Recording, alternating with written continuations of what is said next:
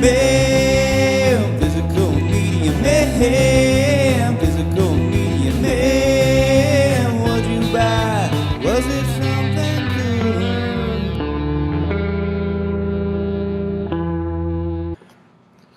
What's up, guys? Physical Media Man back here again for another bonus video.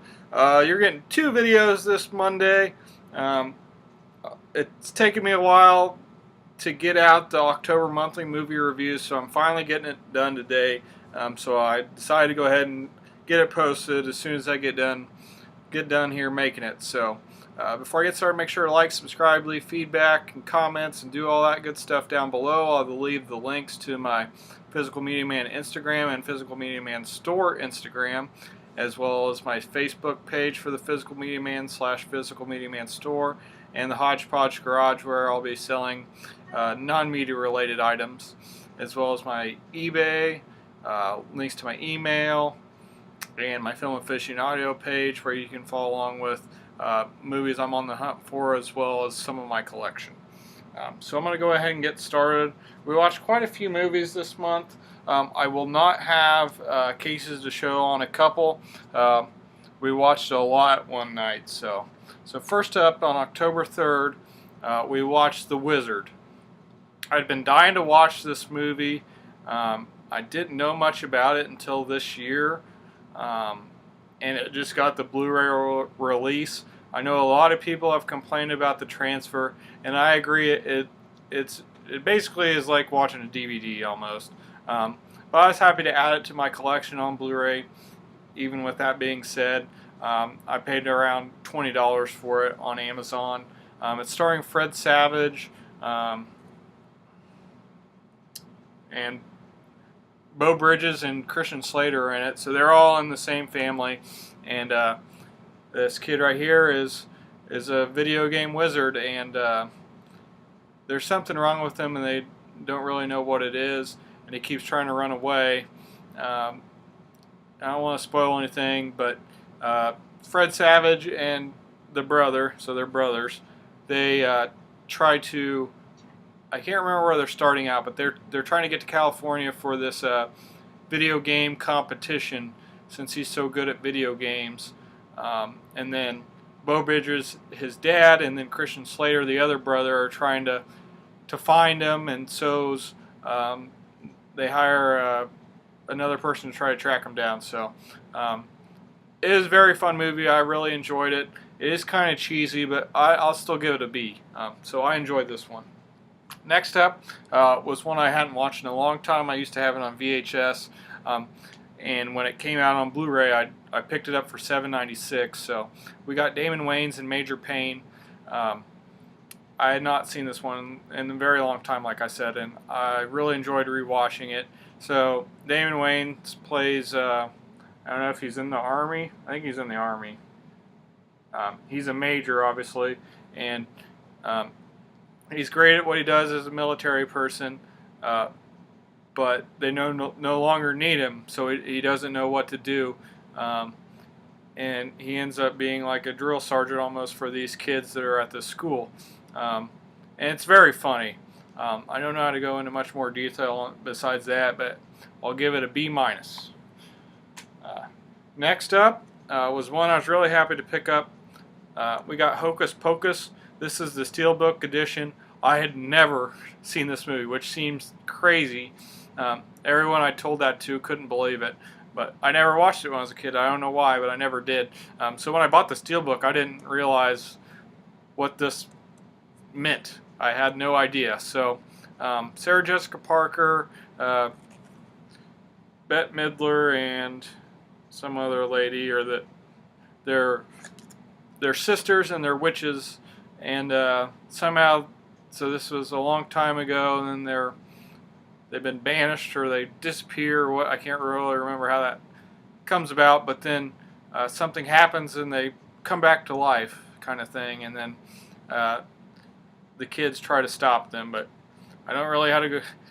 This is not my strong suit, so if you have any tips for me on doing these reviews, and if you have any feedback or what you think of how I'm doing on these, let me know. I feel like I've gotten better, but sometimes it's still hard to talk about the movies. I know some people are very good at it, but anyways, I had never seen this, like I said, so I was really excited to watch it and really enjoyed it, so I gave it a B as well.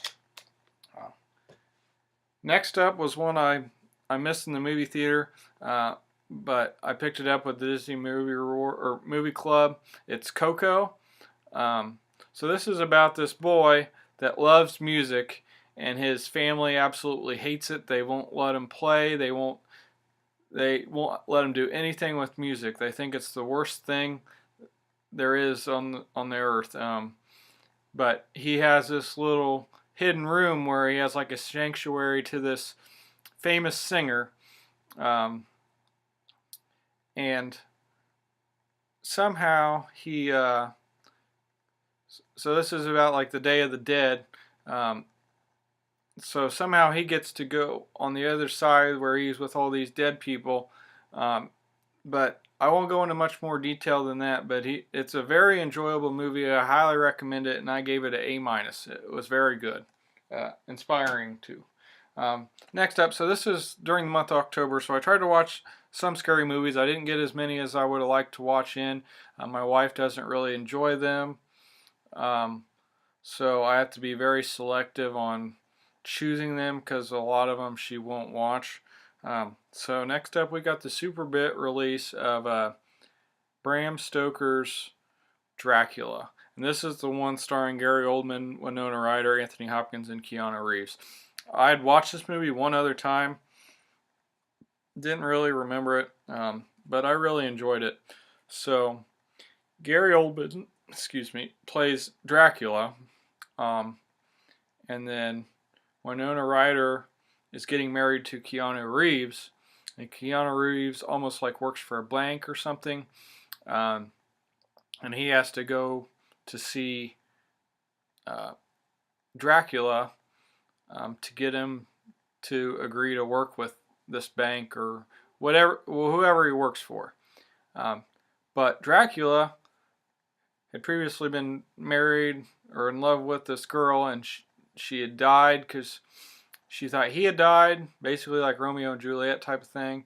But of course Dracula lived on forever, but he sees this picture of Keanu Reeves' soon-to-be wife, and they look alike. So then Dracula tries to go back once Keanu Reeves goes back, basically to try to manipulate her or get her to come back with him or fall in love with him. And then Anthony Hopkins plays a somewhat smaller of a role, but he's basically Van Helsing, I believe. But very much enjoyed this. And I gave it a B-. I know there's been a lot of high ratings, but we're getting ready to run into some low ones. So next up, we got the Criterion Collection edition, which I wouldn't mind going back and watching the director's commentary and all that type of stuff. But this is The Rock with Sean Connery and Nicolas Cage. My wife had not seen this, and it had been quite a while since I had seen it. I don't think I went to Alcatraz when I was younger, and I don't think I'd watched it since then. It is directed by Michael Bay, and it's probably one of his best movies. So it's about Nicolas Cage's something to do with science, but he stops bomb attacks. He's able to do anything with that. He knows a lot about bombs and anything to do with the chemistry type aspect of that. So Ed Harris plays the bad person, and he is in the military and is a general, and he's had enough, and he doesn't agree with the way that the veterans are treated, and he takes over Alcatraz with this group of soldiers, and he's got these missiles, bombs that they're going to shoot off if they don't meet the ransom. So Nicolas Cage has to go to Alcatraz to try to stop him, but he's not like a field agent. He works with the FBI or CIA. So they get Sean Connery, who was one of the only people, if the only person, to ever escape from Alcatraz, to go in and help infiltrate Alcatraz, and then stop what they're trying to do. So that's about as much as I'll say about it, but I really enjoyed it, even watching it for the second or third time, and I also gave it an A. So really enjoy that one. And then next up we got another couple good movies here. This one I picked up for Unbroken Cinema, Joey's channel. I'll leave the link to that down below. I think everything else well, there's another one I picked up somewhere else. So anyways, I'll leave a link to his channel down below. Got a good deal on this. I only paid $5. I heard mixed reviews, but a lot of people loved it. I didn't know too much about it, but it's directed by Steven Spielberg. It's got some pretty good actors in it. But basically it's this virtual reality, and it's basically like another, people are considering it more real life than real life, and two of the founders of this game, one of them dies, and he basically has all these keys set out around the world, and there's different games and clues that you have to do to actually figure all these things out. And once they do that, then they get all this money, and they become like they run the game type of thing. And this person doesn't come for much, and but he's really good at the game, and he's got these friends in the game, and I won't go into much detail on it. I thought it was fantastic. I highly recommend it. It was very enjoyable, and I also gave this one an A. So very good movie. Next up, we watched 4 movies this night. My buddy and I watched 4. My wife watched 2 of them with us, and then she went to bed. We were up till 2 or 3 o'clock. The first one we watched, which I don't have the case for because we watched his Blu-ray copy, I only have the DVD. We got Trick or Treat. A lot of people have said how great it was. I definitely enjoyed it. I'm giving it a B-, but it's kind of, it's very different. These stories come together and tell one big story. I won't go into much detail because there is some spoilers in it. But it was very good. Scary movie. My wife didn't care for it very much. I think she kind of stopped watching because she was getting somewhat scared. But it is very enjoyable. I recommend that one. So next up was one I had watched and neither of them had watched, and they enjoyed it too. So I was glad because this was one of my favorite movies, really. And I think it's really underrated. So we got Mel Gibson and Julia Roberts in Conspiracy Theory. So I'll just read it. New York cab driver and conspiracy buff Jerry Fletcher, played by Mel Gibson, knows about the secret movers, shakers, and assassins who really control things. Trying to put Justice Department attorney Alice Sutton, played by Julia Roberts, in the know, he is run out of her office. Soon both will run for their lives. So that's the synopsis for it. And it's very good. I gave this one an A-, so I highly recommend you suggest it. Those 3 in a row are probably the ones I'll recommend the most. But so next up, we watched Night of the Comet. This was one I don't have a copy of either. It said, I think, what were the 2 movies? It was like Night of the Living Dead meet Valley Girl. So it's an 80s movie, very cheesy, but it's about, there's this Night of the Comet, and all these people that were outside, they either vanish and die, or if they only got some of the light from the comet, then they become living dead. And there's this group that they didn't see, they were inside, they're fine, and it's just them trying to survive and figure out what's going on. It was different. I'm giving it a C. It wasn't fantastic, but it was very watchable. And then lastly, we got a Warner Archive Collection edition of Night Moves starring Gene Hackman. I'm just going to go ahead and start reading them. See, let me know what you guys think of me trying to explain what they are versus me reading here on the back and then kind of giving you my feedback. So we got LA detective Harry Mosby has problems. Missing persons and bedroom stakeouts are no match for his glory days as a pro football player.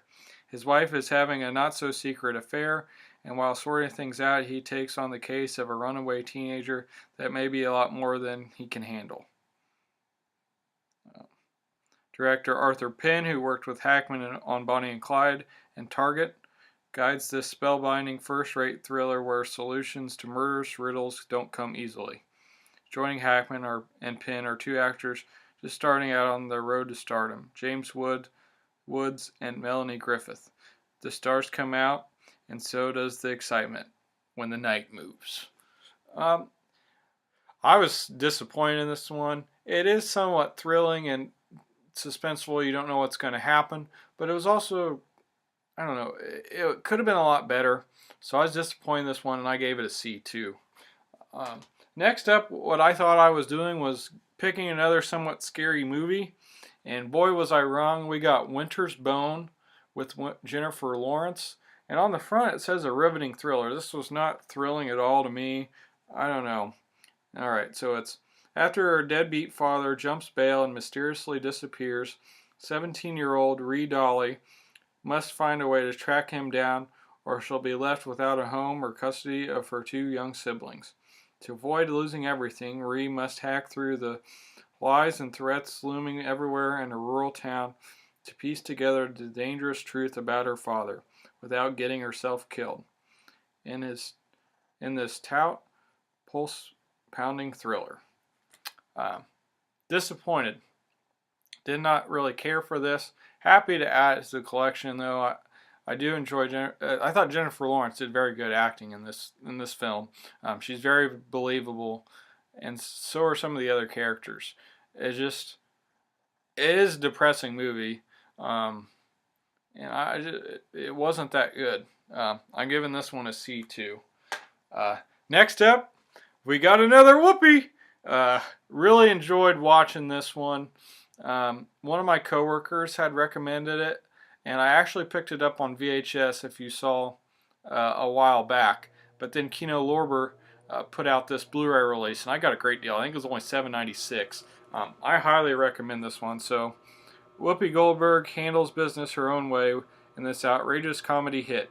Whoopi plays a fast-track executive who starts her own company after a backstabbing coworker nabs her promotion. But when she's locked out of the stuffy corporate world, she invents a dazzling bail business partner to sell her ideas. Her wacky plan soon spins wildly out of control, however, and when her bogus associate becomes Wall Street's hottest financial whiz, Whoopi herself must now impersonate him. Donald Petrie directed this hilarious comedy co-starring Diane West, Ellie Wallach, Tim Daly, Bibb Neuwirth, Austin Pendleton, and Lainie Kazan. Probably butchered all those names. But yeah, this is somewhat similar to like Remington Steele, but in a movie form with a financial company. And I really enjoyed this one. Whoopi does a great job. This is like in Whoopi's prime. So if you like Whoopi Goldberg movies like I do, I highly recommend this one. It's very underrated in my opinion, and I gave it a solid B.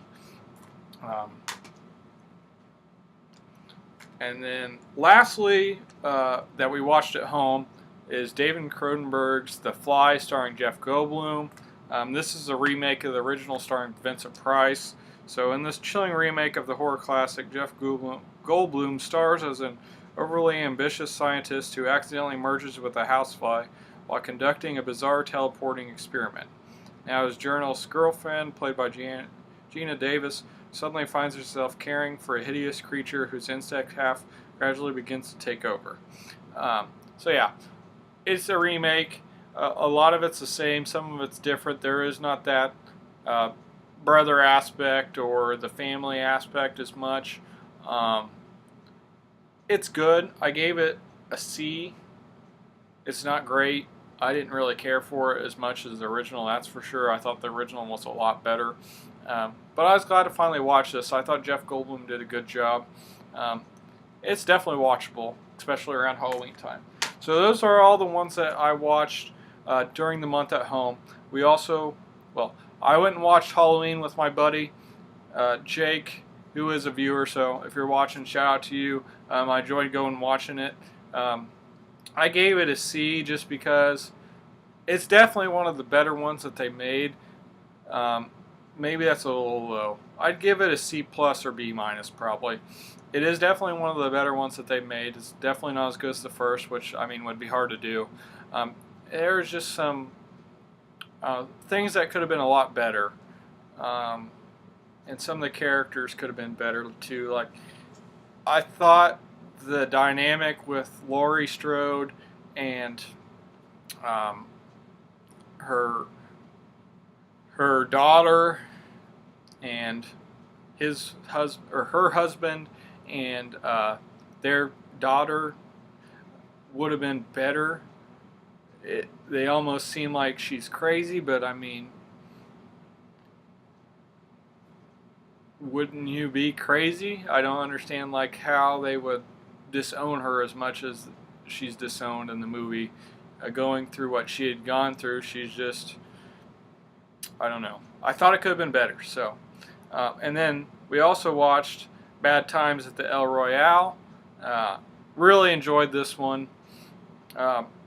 If you do watch it, I know some people said they didn't really care for it, but I thought it was very good. I thought it was well done. I would go and look at the trivia after you watch it on IMDb, and then look into the hotel that they based the movie on, and that makes it even more interesting. I thought that maybe since I did that, I liked it a lot more than other people, but I thought that was a really cool way to, I don't know, make the movie. I thought the acting was pretty good, the story was pretty good, the music was fantastic. So yeah, I definitely recommend going to see that one. I enjoyed it. I'm looking forward to picking it up and adding to our collection. So that's everything we watched during the month of October. I hope you guys enjoyed this. Again, let me know if you like me reading the synopsis on the back and then giving my feedback, or trying to explain what the movie's about. Because I could see it going either way. And again, this is not my strong suit. I feel like I've gotten better, and I hope I will continue to get better at doing this aspect of the channel, and telling you guys what I've been watching. And if you don't already, make sure to follow me on Instagram. I post before I watch any movie, so that way you can kind of know what's gonna be on the monthly movie reviews, and just see what I'm watching. So hope you guys enjoyed this. So this is Physical Media Man signing off. Physical Media will never die. Physical Media Man. Physical Media Man. Physical Media Man.